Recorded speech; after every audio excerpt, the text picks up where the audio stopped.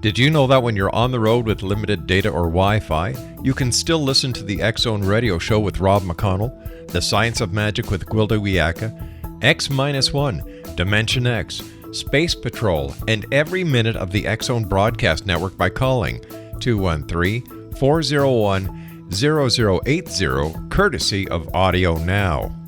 No smartphone, app, or internet needed. It saves your data plan and it's free if you have unlimited minutes.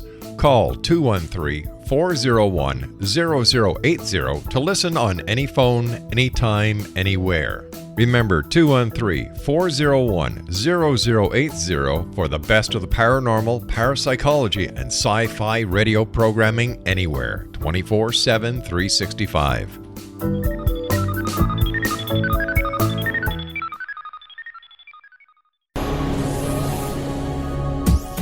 This is the X-Zone Broadcast Network, broadcasting worldwide on broadcast affiliates and satellite program providers, including CNN Broadcast Network, Sirius Satellite Network, Star Media, Good News Radio Network, Angel Broadcast Network, Wiki Broadcast Network, and WPBN TV. For more information on the X-Zone Broadcast Network, visit us at www.xzbn.net.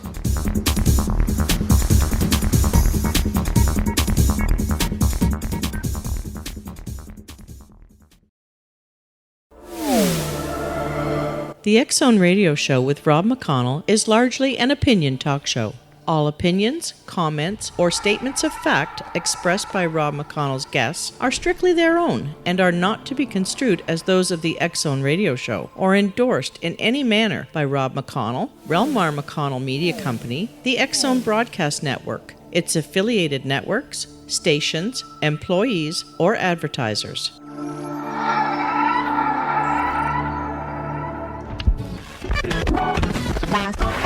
All Hit Radio.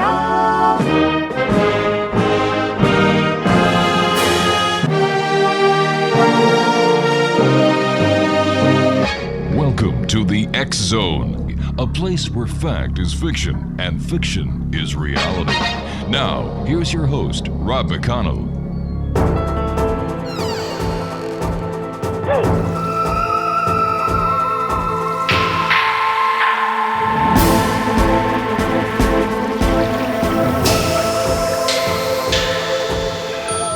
And welcome back to the X-Zone, everyone. My name is Rob McConnell, and we're coming to you from our broadcast center in Hamilton, Ontario, Canada, on the X-Zone Broadcast Network, Radio X across Europe, and on TalkStream Live and our growing family of broadcast affiliates around the world, as well as on satellite programming providers, including the Digital Broadcast Network. If you'd like to send me an email, studio at xzoneradiotv.com, on all social media sites, X-Zone Radio TV, and our main website where you can find out what we've done, what we're doing, and what we intend on doing at www.xzoneradiotv.com. Quick question for you, X-Zone Nation, before we get to our first guest tonight. If you had the opportunity of becoming part of UFO history from a scientific point, would you be interested? Well, all you have to do is go to www.cubesatfordisclosure.com. That's www.cubesatfordisclosure.com. And you can learn how you can be part of this scientific exploration of low orbital surveillance around the planet Earth looking for UFOs. The rocket launches the satellite into low Earth orbit of 193 miles this coming summer. So if you'd like to take part of this, www.cubesatfordisclosure.com. My guest this hour, X-Zone Nation, is Daniel Simone. He is the co-author with Henry Hill of Lufthansa Heist, behind the $6 million cash haul that shook the world. He is also the author of The Great Pierre Hotel Robbery. Simone has published approximately 130 feature stories in several publications. In 2009, he created Between the Lines, a monthly column published by L.I. Pulse magazine, a print publication with a certified circulation of 100,000. Let me see. He is a nationally known Mafia historian. He served as a celebrity correspondent to allow time to publish in various print media. An array of his interviews with celebrity actors and authors. He appeared in the documentary series produced by, the Biography channel titled Mobsters. In 2015, he was cast in an indie film titled The Blue Line. He played the part of a professional gambler, Al Visconti, who was secretly gambling on behalf of the New York Lucchese crime family. And Danielle, welcome to the X-Zone. It's my pleasure to be with you. Listen, where did your interest in the Mafia come from? Well, it wasn't something that I intended or planned for, but I grew up in a neighborhood infested with gangsters and, in some cases, high-ranking officials of the Mafia, and also many pretenders and wannabes. And, of course, although I've never had any associations with anyone involved in any criminal organization, but I watched it all around me. So tell me, is the real Mafia different from the gangster movies that we see on TV, the Godfather movie or The Good Guys, or is it totally different? Well, Rob, the term mafia is loosely used when anyone refers to any possible criminal organization or enterprise. Historically and theoretically, the word mafia relates to the ancient Sicilian groups and factions of criminals that organized in Italy under the Mussolini regime. And, of course, today, any other factions of criminals are loosely referred to as mafia. So there is a distinction, to answer your question more directly, and unfortunately, and I may possibly be leading into a subsequent question, today's Sicilian mafia is really disintegrated, and it's no longer that powerful, organized criminal enterprise that it once was decades ago. All right, Danielle, please stand by. You and I have to take a commercial break. We'll be back in 2 minutes. Exo Nation, Danielle Simone is our special guest. We're talking about the Mafia this hour. We're also going to be talking about the Lufthansa Heist and, of course, the Mafia. A big topic on television, as well as a favorite topic with you, the members of the X-Zone Nation. We'll be back on the other side of this break. My name is Rob McConnell. This is the X-Zone. Don't go away.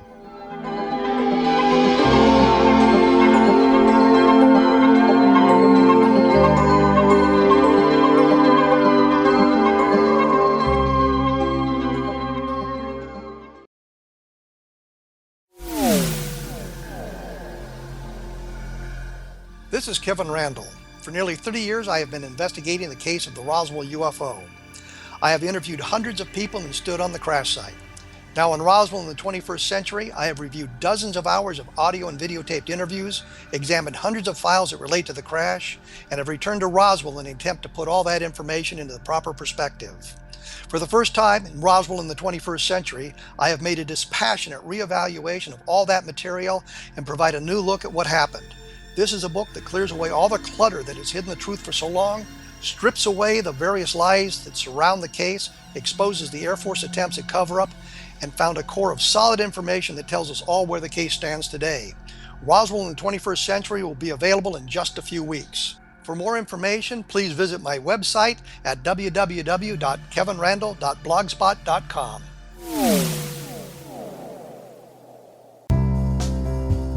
Gibbs A. Williams, Ph.D., is a practicing psychoanalyst, supervisor, researcher, and author in New York City. Much of his life has been dedicated to understanding nature and the uses of meaningful coincidences or synchronicities. His radical and original non-Jungian, non-mystical, non-magical theory of synchronicities illuminates much of the fog surrounding this challenging and perplexing topic. His ideas and manners are fresh, presented in a style that is both entertaining and highly informative. He is also an expert on crisis intervention, specially focused on violence reduction for the police and citizens, mastering anxiety, frustration, and stress without the use of medication, and effectively preventing and treating heroin addiction.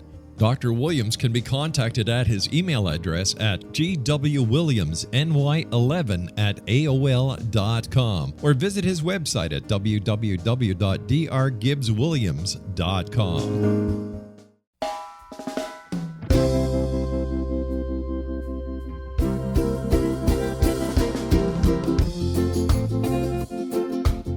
This is Johanna Carroll, host of Dialogue with Divinity on the X-Zone Broadcast Network.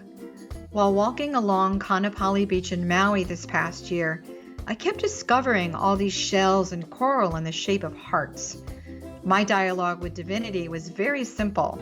Do you want me to do a retreat to heal people's hearts in Maui next year? And of course, the answer was yes.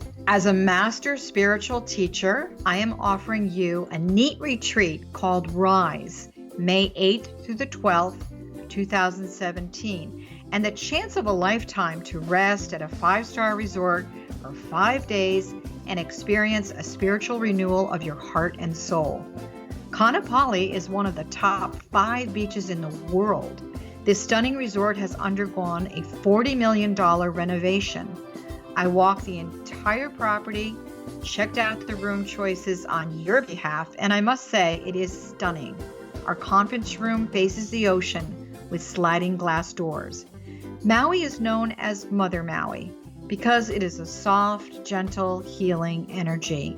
In the embrace of Mother Maui, you will feel yourself rising from the limitations of an ordinary life to an extraordinary journey of peace, bliss, and harmony.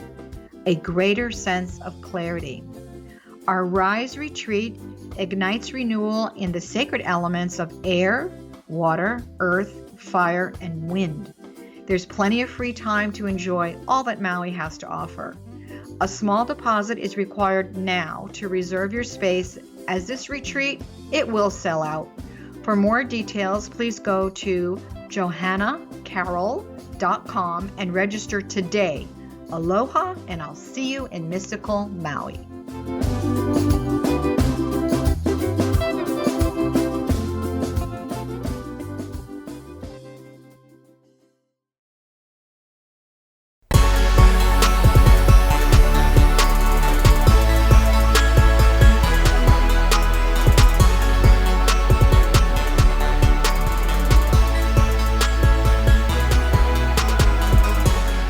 Exonation, Daniel Simone is our special guest. And Daniel, is there a website our listeners can go to find out more about you and all the things that you do?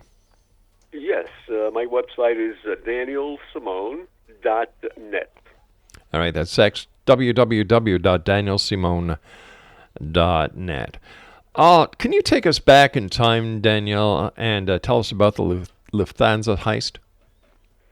Well, the Lufthansa heist took place in 1978 at New York Kennedy Airport. And it began simply by one of the Lufthansa employees, a shipping clerk, a degenerate gambler, owed a significant sum of money to a bookmaker. And when the bookmaker began applying pressure, the Lufthansa employee proposed a barter. He would provide the strategics and the logistics and all the information related to a group of gunmen being able to charge and take over the Lufthansa cargo building and hopefully remove from what they called the high-value vault millions of dollars in unmarked cash that Lufthansa transported from Europe, contracted by American Express, and possibly boxes of jewelry and expensive watches as well. The bookmaker found this offer appealing, but he did not have the wherewithal to carry out or assemble a group of armed robbers capable of executing this type of heist.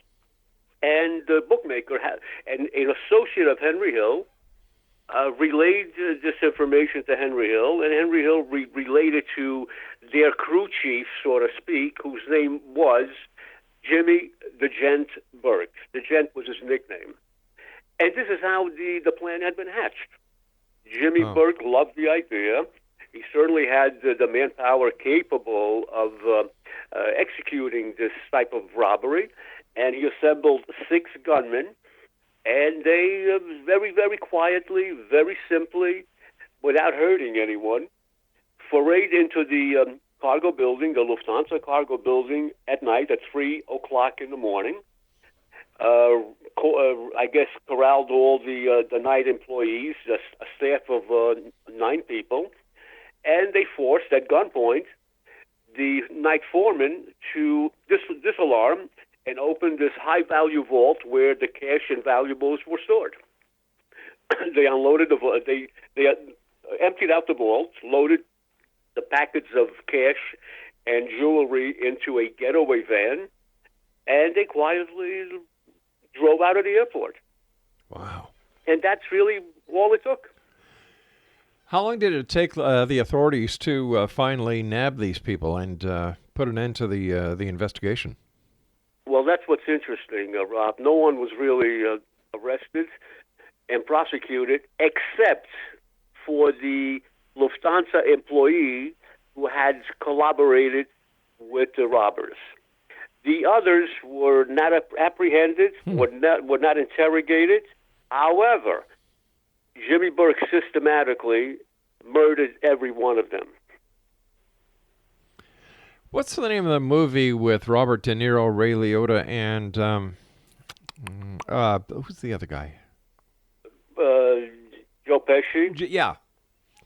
Yes, a very, very famous, popular blockbuster that is probably being viewed somewhere in the world as we're speaking right now. The Goodfellas, wasn't it? The title of the film is Goodfellas. Yeah.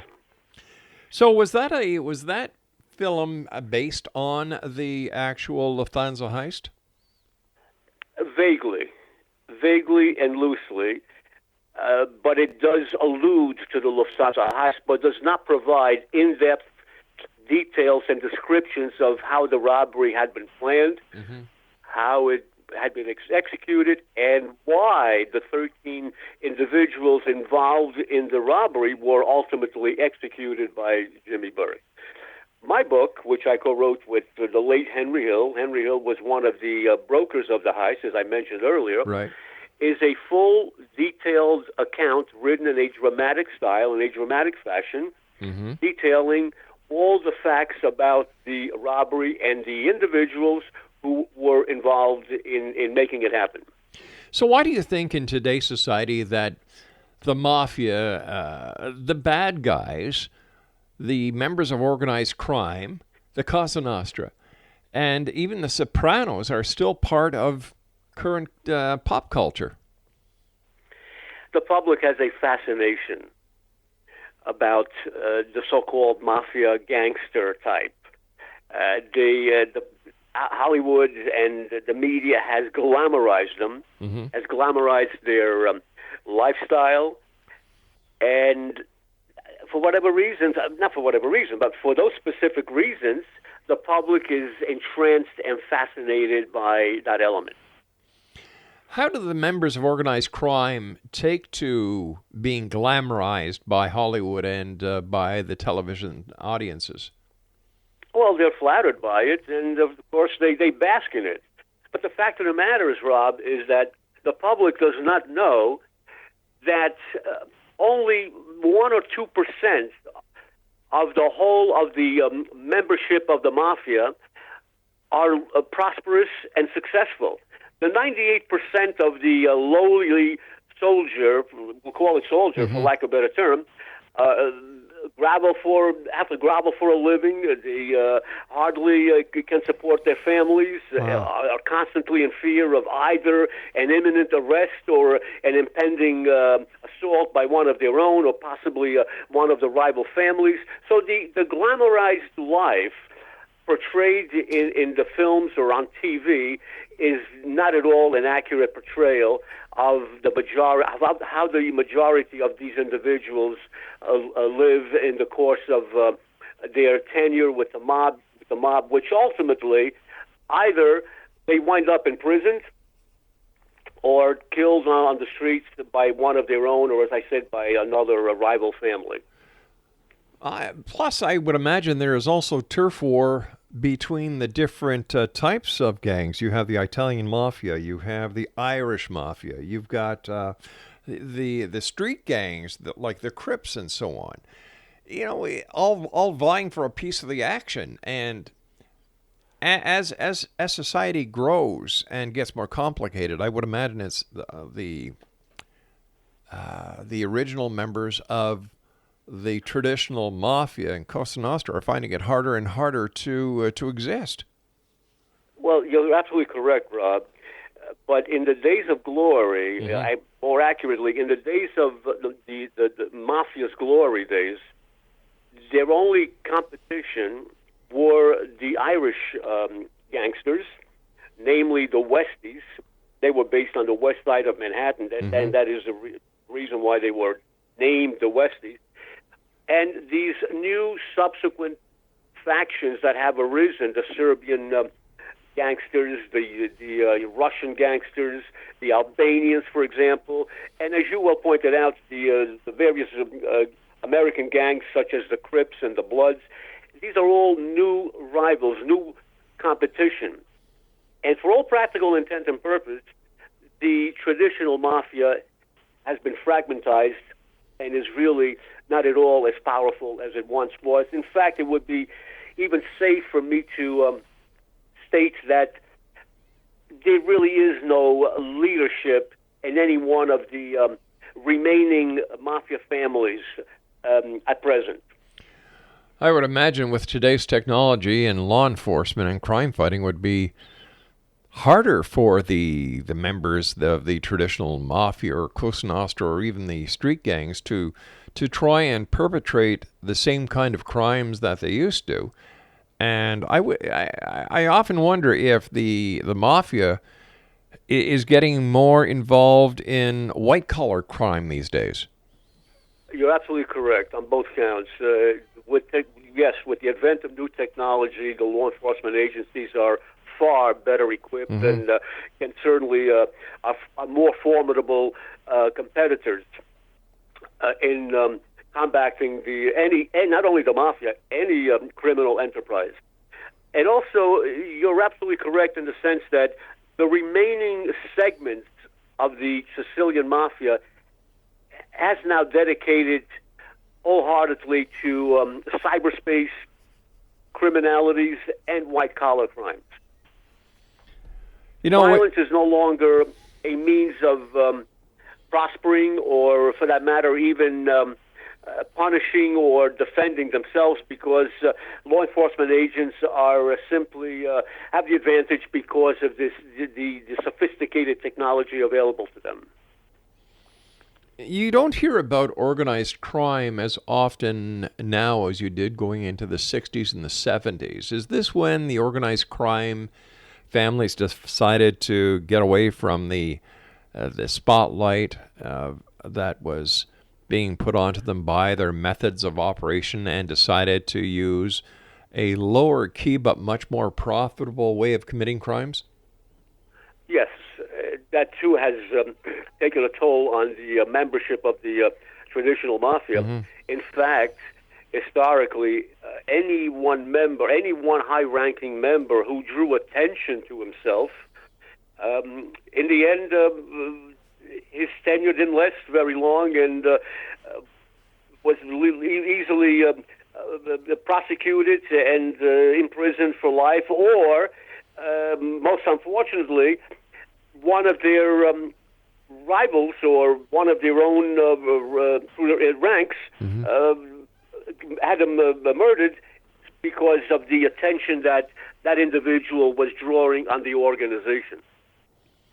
I would imagine, as well as hearing the negative side of the members of organized crime that we've read about and heard about over the past years, there are some good stories that really don't want to get out there because, you know, as long as we keep the focus on the criminality of their actions, you know, we can justify pointing the finger at them as society and saying, you know, you guys are the bad guys, you're the mob, you're the mafia. When we can, I'm sure you have a few stories that would show the other side of the criminal world. You mean the good side? The good side of the good fellas. Well, the good side is very minimal.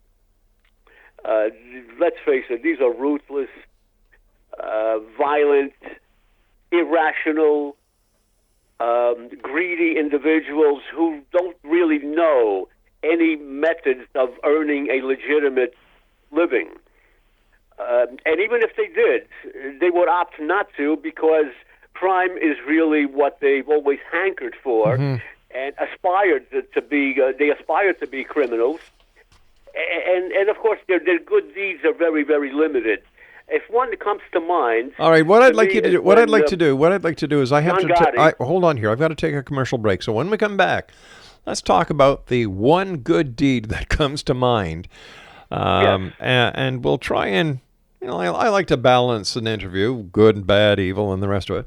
So stand by, Exo Nation. Daniel Simone is our special guest. His website is www.danielsimone.net. That's DanielSimone.net. And you know what, Exo Nation? We'll both be back on the other side of this break with the news as we continue here in the X Zone from our broadcast center in Hamilton, Ontario, Canada, on the X Zone Broadcast Network. Don't go away.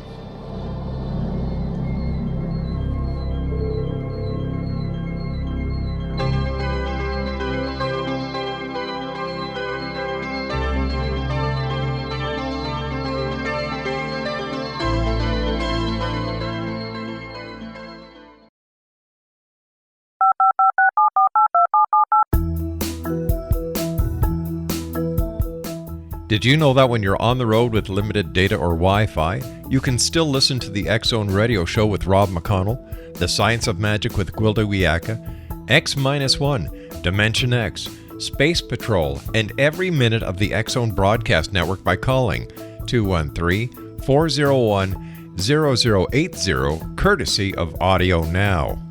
No smartphone, app, or internet needed. It saves your data plan, and it's free if you have unlimited minutes. Call 213-401-0080 to listen on any phone, anytime, anywhere. Remember, 213-401-0080 for the best of the paranormal, parapsychology, and sci-fi radio programming anywhere, 24/7, 365.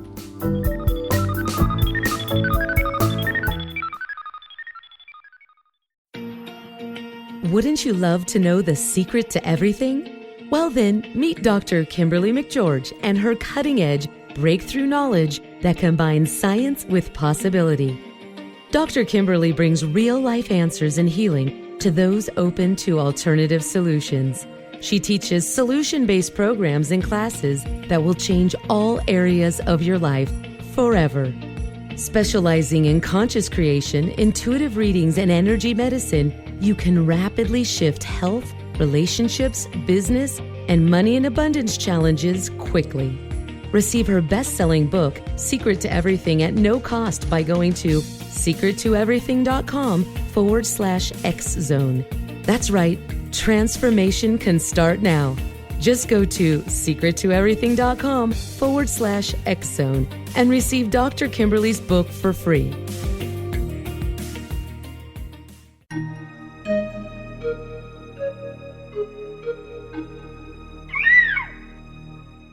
While science pursues fact, magic accesses the quantum level, bridging random facts to form truth.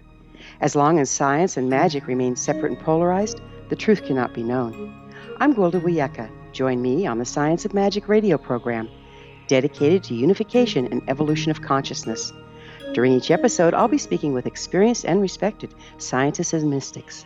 From astrologers to astronomers, from medical doctors to shaman, the scientific method to dowsing and intuition, we'll weave together information from seemingly divergent practices to promote unity and enlightenment.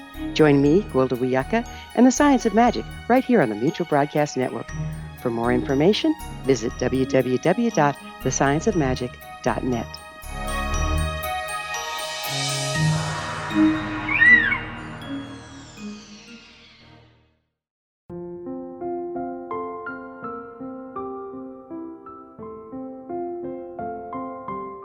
I am Dr. Carl O'Helvey, founder-president of a new cancer foundation focusing on evidence-based physical, mental, and spiritual interventions, including natural cancer cures, prayer, meditation, affirmations, nutrition, and other related holistic cancer prevention and cure modalities. These are used in cancer education, research, and financing care. I ask for your help to continue this important work by donating at www.holisticcancerfoundation.com.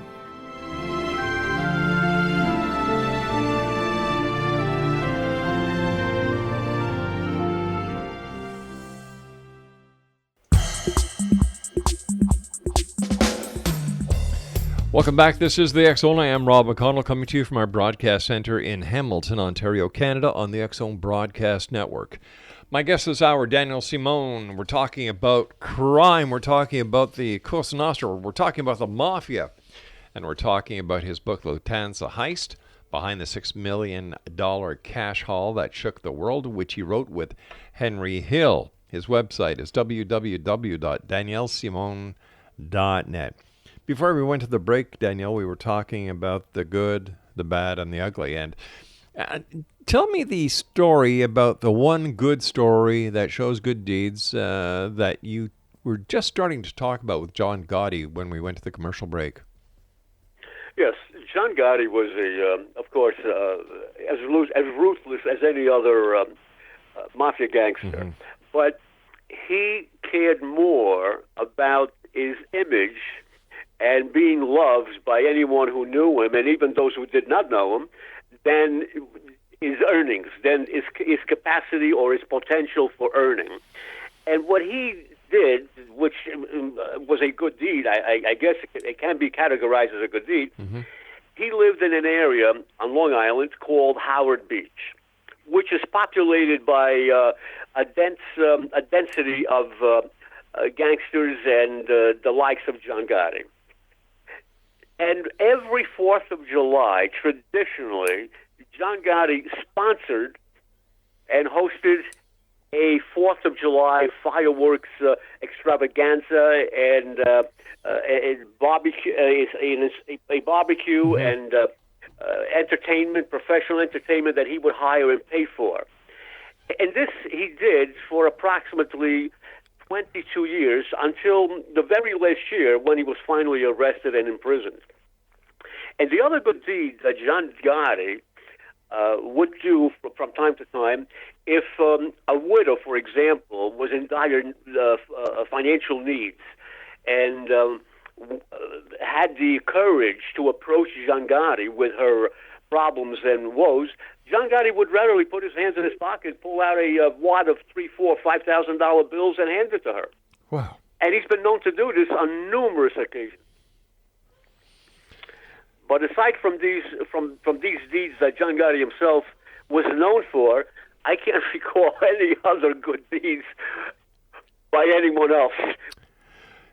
There seems to be, from what you see in the media as well as on television, and in the features that Hollywood puts out, a connection, a strong connection between organized crime and the church. Based on your experience, what is the connection here? The connection may not exist in the United States or Canada.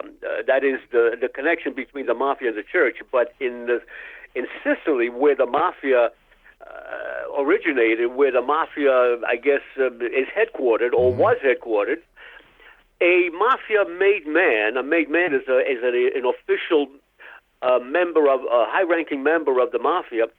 Was not really complete until he established a rapport with the local archbishop. And of course, it was not at all unusual to see the archbishop of that particular town and the high-ranking gangster of the same town fraternizing or socializing or dining together. So it was almost a requisite that a made man in the mafia had to have some sort of relationship with the highest order of priesthood in his region. What was the reason? Preferably an archbishop, never a cardinal, because cardinals were supposedly untouchable. But the archbishops somehow always found an association and a friendship with the local gangster. So what was the reasoning behind this? The primary reasoning originated, or traditionally, because the Sicilian gangster in Sicily could kill a dozen people in any one given day, but as long as he had supported the local church and worshipped the Catholic religion, in their minds, whatever murders, whatever ill deeds they committed, they would be automatically absolved. Oh, so this was like a pass that they'd get for their ill deeds. Correct. That is correct. Kind of makes you wonder. Would this implicate that the members of the church who were involved with the mafia had their hands in the pocket of the mafia and were getting paid off for this association and for this? Not paid off, but for example, the average citizen who went to church on Sunday would perhaps donate, let's say, $1 to the church when they passed the basket around during Mass, and the local gangster may possibly donate $1,000. And that was probably the only contribution that they made to the local church, and it was really not. It could not be categorized as an association or as a partnership in revenues. In the early days of the fight for control in New York City with the Mafia, is it true that certain families were dead against the trafficking of drugs? That is absolutely true, yes, for the simple reason, not because the Mafia bosses, not because their morals prohibited them from dealing with narcotics that were so potent that in fact ruined thousands of people's lives and still do. The reason why they prohibited their members to the traffic of narcotics is because of the stiff penalties that narcotics law carry. So what happens is this. If a mafia boss would not want the risk that one of his underlings would be prosecuted for narcotics, and then when facing 30, 40 years in prison, that individual may possibly defect, become a government informant, and testify against his own bosses. And that was the reason why narcotics was off limits. You know, having spoken to you and other members of society who have dealt with organized crime or who are still members of organized crime, it seems to me that one of the biggest lies that we're constantly told is that crime doesn't pay. Well, not really. maybe not really. I'm sorry, we're having problems with our feed again. Can you please repeat that? I said not lately. In other words, crime, the adage that crime doesn't pay in respect to the Mafia, that may have been true many decades ago, but not as of late. But what about Las Vegas? Wasn't Las Vegas, Nevada, a sanctuary and a place where the Mafia put its money? Indeed, it was a sanctuary, but all of that was terminated once the Gaming Commission, the Nevada Gaming Commission, imposed very, very strict regulations on the licensed casinos. So what went on, let's say, 25 or 30 years ago, can't possibly happen today. You know, where there's a will, there's a way. So are we saying that the controls are so tight that there cannot be any Mafia influence in Las Vegas anymore? There isn't. Indeed, that is, there is no more Mafia influence in Vegas because of the Gaming Commission that regulates and polices very, very strictly the licensed casinos. What happened? I'll illustrate my point further. Okay, sure. Rob, if a known reputed mafia gangster is known to frequent a certain casino, that casino will come under scrutiny. There would probably be an investigation. A hearing may ensue, and if there is any connection or any partnership or associations between that casino and that reputed gangster, that casino will be terminated. And yet, that little desert town was formed by the Mafia. Correct. Wow. That is absolutely correct. It's an irony, but in fact, these are the facts. So, looking back in history, we've got, here in the year 2016, we're going into 2017 in a couple of weeks. The Mafia isn't in the news, but you've got other types of organized crime that is reaching from across the ponds. You've got the Asian gangs that are now very, very prevalent in certain cities in North America. And then you've got the dissident groups like ISIS who are recruiting and getting people to carry out their misdeeds here in North America as well. So are we looking at the demise of the Mafia and the takeover of street gangs and of terrorist groups like ISIS? Absolutely. As I said earlier, the Mafia, for all practical intent and purpose, has already met its demise, and now is lying on its, taking its last gasps of air, like an extinction, like an extinct animal. Wow.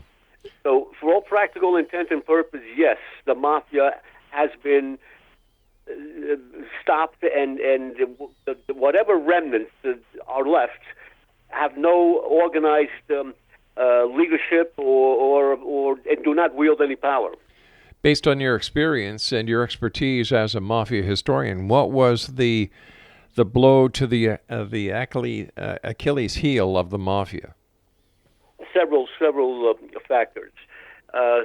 First of all, there have been a group of very, very aggressive federal prosecutors who targeted high-ranking Mafia members. The RICO law statutes in the United States is a law that gave a very wide breadth of powers to the prosecutors and the FBI in attacking the high-ranking members of the Mafia.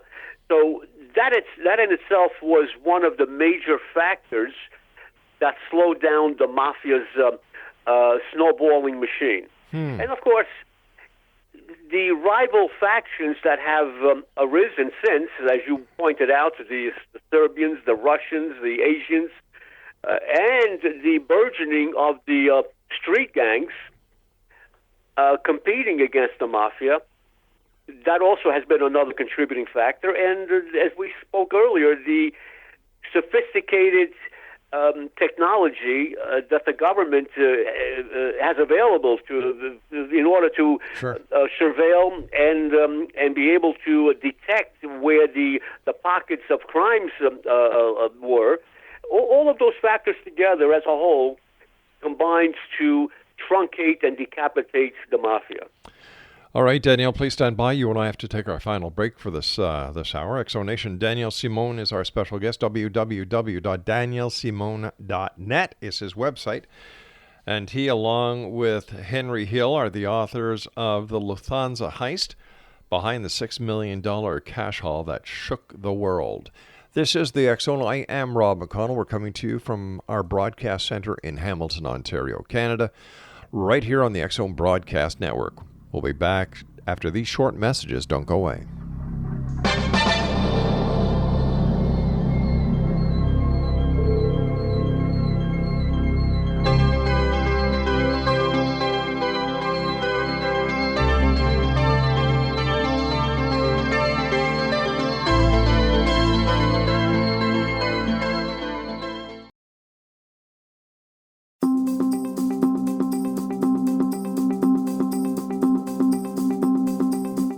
As host of Dialogue with Divinity, I am thrilled to join the X-Zone Broadcast Network and their growing number of affiliates. My quest for a connection to the divine ignited my successful career path as an international spiritual counselor for over 40 years, an author of 4 books, and well-known metaphysical educator. My clients call me their spiritual mama. So my job is to offer you a radio show to help you grow spiritually with wisdom and get specific tools from guests who are experts in their field. Tune in to Dialogue with Divinity and be part of the conversation with Spirit. My goal, your happy soul. For more information, please visit my website at johannacarroll.com.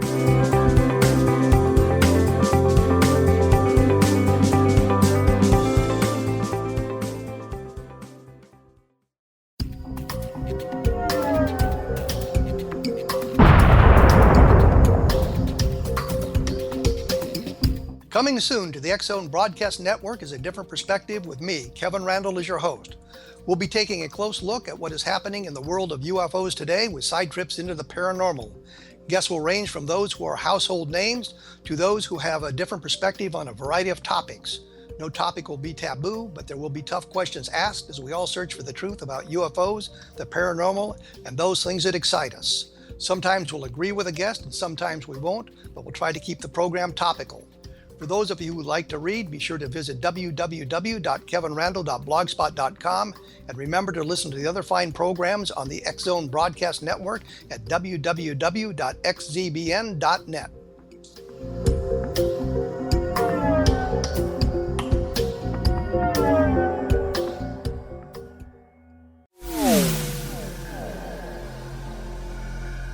This is Kevin Randall.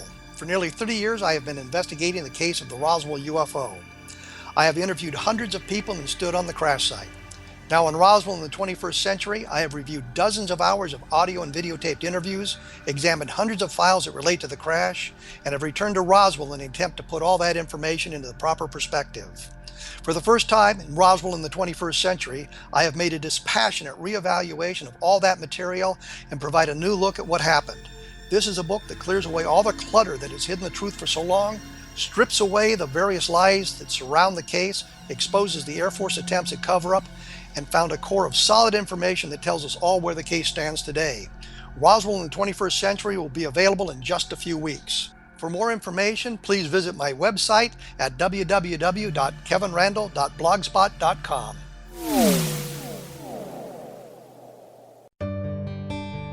Afterlife expert Roberta Grimes was the first one to say that dying can be fun. Now her best-selling book, The Fun of Dying, is available in stores worldwide. So if you wonder whether death ends life, how it feels to die, or what heaven might be like, The Fun of Dying was written for you. And if you have always been afraid of death, or if you worry that your life has no meaning, let The Fun of Dying ease your fears Welcome and back. bring This new is the meaning X-Zone. to I your am life. Rob McConnell. My Nothing guest said in this The Fun hour of Dying is is Daniel based on the Simone. teachings of any His religion. website is Instead, danielsimone.net. Roberta draws on evidence to explain how death happens, how He it is the feels, author, and what along comes with next. Henry Hill, of A lot of the best Lufthansa death-related Heist, evidence was produced in behind the the first $6 half of the million 20th cash century. haul that When it is shook put the together world. with recent But I'd like discoveries, to talk it to you tells now a about an consistent upcoming and book you amazing have story. coming out, Roberta Danielle, Grimes The Pure blogs Hotel and answers Affair. Tell us questions about at that. robertagrimes.com. This Her is a wonderful project, book, The or Fun of rather a Dying, book is available about on a Amazon very and at famous stores robbery, worldwide, that took place wherever in books are sold. 1972 in Manhattan at the famous, luxurious Pierre Hotel, which is one of the most opulent hotels in the world that has hosted presidents, kings, and queens. It still does. It's a landmark. It's a New York City landmark. And 8 armed robbers took the entire complex under siege for 2.5 hours during the night and ransacked the guest safe deposit boxes and hauled out of there an unprecedented $28 million in the jewelry, diamonds, and cash. $28 million. No one paid the price for it. Man, the sole surviving armed robber is now my collaborator on this project, as Henry Hill was in my Lufthansa book. And the book will be published in May of 2017 and has already been optioned for a full feature film. I don't doubt it. I don't doubt it. Congratulations. Thank you. I would imagine the insurance company takes that $28 million hit. Well, not really. There's something very interesting about your question. The guests who lost some of the jewelry, and in one case, a socialite, a very wealthy lady, she lost in the process an 83-carat diamond necklace that she had purchased for $780,000. Now, Rob, we must bear in mind that in 1972, $780,000 would equate to approximately probably $6 or $7 million at present value. That's right. But many of these victims who stole these very expensive pieces of jewelry denied that they had even lost anything in fear of reprisals from the IRS. How do you explain having a $1 million necklace or a bracelet in a safe deposit box? So many of the victims never came forward. And as I said, some even denied they had lost anything. I would imagine that the masterminds behind this robbery really figured everything out. Like, you know, if you're going to hit someone who doesn't want the authorities to know to the extent that they've been hit. Absolutely. Not only that they had the plan crafted absolutely down to the very last detail, but they were also very, very cordial, polite with their victims. Well, when I say their victims, I should use the word hostages. What they did in order to take control of the hotel, they corralled all the night staff and any of the guests who might have been roaming around in the lobby of the hotel, but they treated them very gingerly, very politely. In fact, at the end of the robbery, before the robbers vacated the hotel, they gifted to every one of the hostages a $20 bill. That's class. And so, of course, no one was willing to testify against anyone. None of the hostages were even willing to look at police mugshots to see if they would recognize any of the armed robbers. And the whole case basically went cold. Nothing was recovered except that one single necklace. But there's a whole different story to that.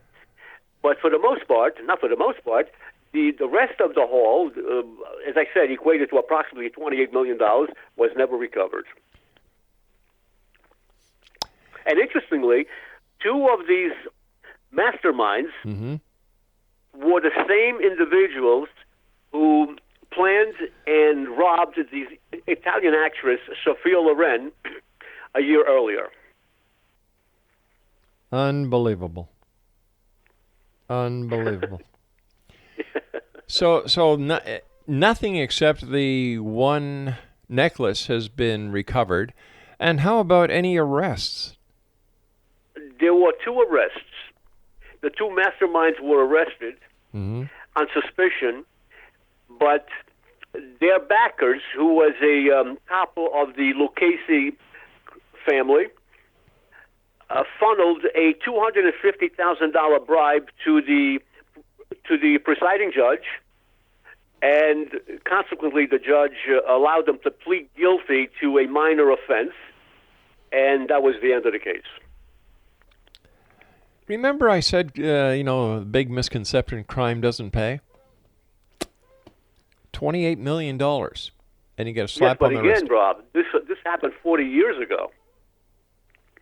That same type of siege, in other words, taking a hold of an entire hotel of that magnitude under siege for 2.5 hours could never happen again. The alarm system, for example, that the hotel was equipped with was very crude and very basic. Whereas that same hotel today, if someone who doesn't belong on the premises will immediately be detected by all the apparatuses that were subsequently installed. Right. But still, back then, like you were saying, $28 million would equate to about today's money. $250 million. Yeah, exactly. $250 million. Yeah. Wow. So what's next for you? Well, this project is just about completed, and it will be published in May of 2017. Mm-hmm. And as I mentioned, it's already been optioned for a full feature film. Now I'm also working on a manuscript in collaboration with Charles Manson, the famed... Helter Skelter guy. Correct. Yeah. Yes. And in fact, the Reels channel, it's a national television network that broadcasts in the United States and Canada. We are negotiating now to produce a series of documentaries based on my manuscript about Charles Manson. Do you think it's wise to keep these stories alive? Especially in a case like, especially in a case like Manson, like he's one sick puppy. Not really. Because what my project is about is, interestingly, it outlines the fact that his prosecutors at the trial did not introduce a speck of material and credible evidence that would prove beyond doubt that Manson was involved in any of those murders. So how was he convicted? I won't say any more, but this is really what the scent of my project is about Charles Manson. All right, so let me ask you. You open the door to this question. If that is true, how was he convicted? Well, that's a whole lengthy conversation that would take from now till tomorrow morning for me to outline. But the fact of the matter is that if anyone were to read the trial transcripts, which are voluminous, entailing approximately 5,000 pages, any layperson, one would not have to be an attorney or a competent attorney, any layperson would walk away doubting how the hell did the jury even convict him. Then how come there are extenuating circumstances and many, many reasons why as to that happened, including the fact that Charles Manson himself, through his lunatic behavior, actually assisted the prosecutors in convicting him.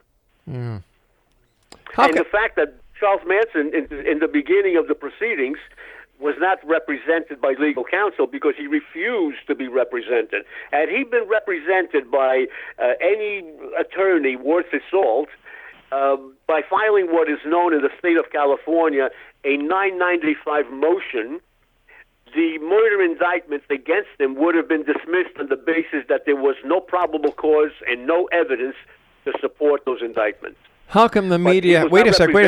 Hold on here. Wait a sec. Whoa. Why, not probably, that is the reason why the trial proceeded forward. Hold on. I've got a question here. How come the media didn't pick this up? That's another story in itself. The media was in a frenzy. The media was blinded by the prosecutor's manipulations. In fact, the prosecutor who wrote and published the book titled Helter Skelter that you mentioned a few minutes ago, was probably a bigger criminal than Manson. In fact, the prosecutor, immediately after the trial, was indicted for perjury and fabricating evidence against Manson. So why wasn't the case reopened at that point? Well, because the indictment against the prosecutor was dismissed due to the fact that the only witness against him refused to testify at the trial, probably because the prosecutor paid him off, and secondly because Manson did not have a competent appeal attorney when the appeal had been filed. And finally, Manson reached a point where he was no longer interested in being freed because he's perfectly content where he is. All right, Daniel, I want to thank you so much for joining us tonight. Great talking to you. Continued success. And Exo Nation, if you'd like more information about Daniel Simone, visit his website at www.danielsimone.net. I am Rob McConnell. This is the X Zone, a place where people dare to believe and dare to be heard, and at times really don't want to answer my questions. That kind of puts a whole new spin on it, doesn't it? I'm Rob McConnell. Don't go away.